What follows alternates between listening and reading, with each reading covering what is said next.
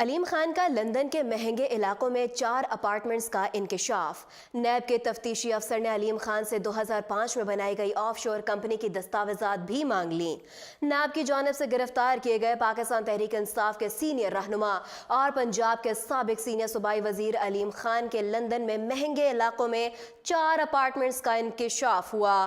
NAB میں دوران تفتیش علیم خان سے ان کی لندن میں جائیداد کے بارے میں پوچھا گیا اور یہ بھی پوچھا گیا کہ ان کے پاس یہ جائیداد خریدنے کے لیے پیسہ کہاں سے آیا۔ نیب کے تفتیشی افسر نے علیم خان سے 2005 میں بنائی گئی آف شور کمپنی کی دستاویزات بھی مانگ لیں، جبکہ رقم منتقل کرنے کے بارے میں بھی پوچھا گیا۔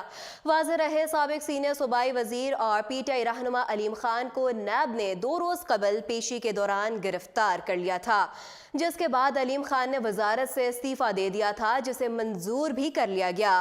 نیب لاہور کی جانب سے جاری گرفتاری کی وجوہات کے مطابق عبدالعلیم خان کی جانب سے مبینہ طور پر park view corporation housing society کے بطور سیکرٹری اور ممبر صوبائی اسمبلی کے طور پر اختیارات کا ناجائز استعمال کیا، جس کی بدولت پاکستان و بیرون ممالک میں مبینہ طور پر آمدن سے زائد اثاثہ جات بنائے۔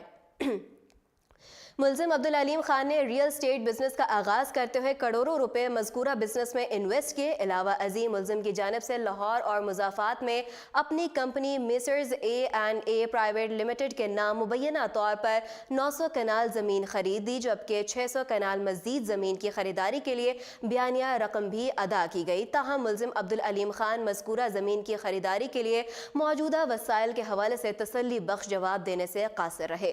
ملزم عبدالعلیم خان نے مبینہ طور پر ملک میں موجودہ اثاثہ جات کے علاوہ 2005 اور 2006 کے دوران متحدہ عرب امارات اور برطانیہ میں متعدد آف شور کمپنیاں بھی قائم کیں، جن میں ملزم کے نام موجودہ اثاثہ جات سے کہیں زیادہ اثاثے خریدے گئے۔ ان کے علاوہ نیب افسران تحقیقات جاری رکھے ہوئے ہیں، تاہم ملزم کی جانب سے ریکارڈ میں مبینہ رد و بدل کے پیش نظر ملزم کی گرفتاری عمل میں لائی گئی۔ تاہم دوران گرفتاری ملزم کے اپنے اور دیگر بے نامی اثاثہ جات کے حوالے سے قانون کے مطابق تحقیقات رکھی جائیں گی۔ علیم خان کی عدالت میں پیشی کے موقع پر سیکیورٹی کے سخت انتظامات کیے گئے۔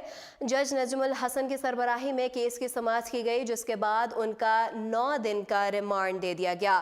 نیب حکام کا کہنا تھا کہ علیم خان سے ان کی آف شور کمپنیوں اور آمدن سے زائد اثاثہ جات کے حوالے سے متعدد سوالات پوچھے گئے تھے، جن میں سے وہ اکثر کے تسلی بخش جوابات نہ دے سکے، جس کی بنا پر انہیں مزید تفتیش کے لیے حراست میں لے لیا گیا تھا۔ نیب نے علیم خان سے 18 سوالات کیے، جن میں سے وہ صرف 3 سوالات کے جواب دے سکے اور نیب کو مطمئن کرنے میں ناکام رہے، جس کے بعد نیب نے انہیں حراست میں لے لیا۔